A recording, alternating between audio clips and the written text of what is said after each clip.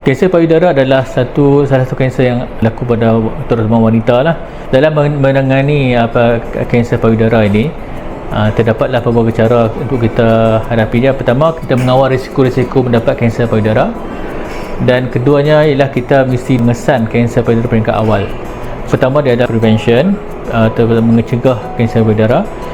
So kita kena tahu risiko-risiko orang yang mendapat kanser payudara dan juga mengelak daripada mendapat kanser payudara.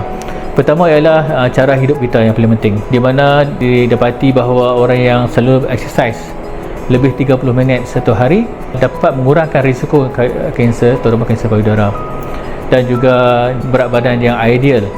Cuba kita dapatkan berat badan yang ideal, BMI yang ideal untuk seseorang itu, sebab obesity pun ada satu risiko tinggi mendapat kanser payudara. Samping itu juga didapati juga bahawa kita banyak mengambil sayur-sayuran, terutama sayur-sayuran seperti brokoli, kubis dan sebagainya.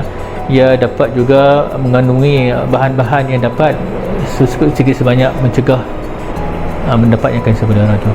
Di selain daripada itu ialah habit merokok dan mengambil alkohol. Merokok ini kita tahu dapat menyebabkan kanser lah. Kadang-kadang wanita tidak misal rokok, tetapi mungkin suami ke atau orang sekeliling merokok, dia menjadi passive smoker pun meningkatkan risiko mendapat kanser payudara. Okay, satu lagi yang mungkin kita patut mengambil cakna ialah mengenai penggunaan plastik pakai buang ni.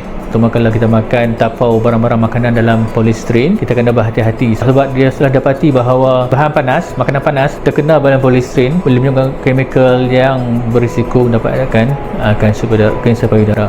So cubalah kita bawakan bekas-bekas makanan daripada kaca ke dari rumah untuk tapau atau beli barang-barang makanan di kedai-kedai atau makan di tempat makan.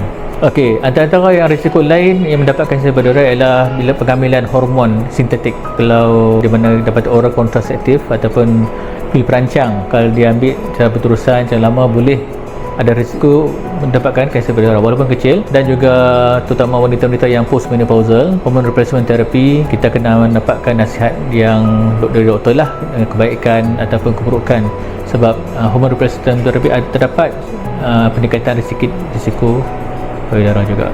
Antara lain ialah didapati bahawa wanita yang menyusukan anak lebih daripada setahun dapat juga mengurangkan risiko payudara. Dan juga satu lagi ialah mengandung bawah pada umur 30 tahun juga didapati mengurangkan risiko payudara. Jadi kalau ibu yang ada anak-anak, cubalah menyusukan anak selama lebih daripada setahun. Di samping itu juga mendapat manfaat kepada bayi.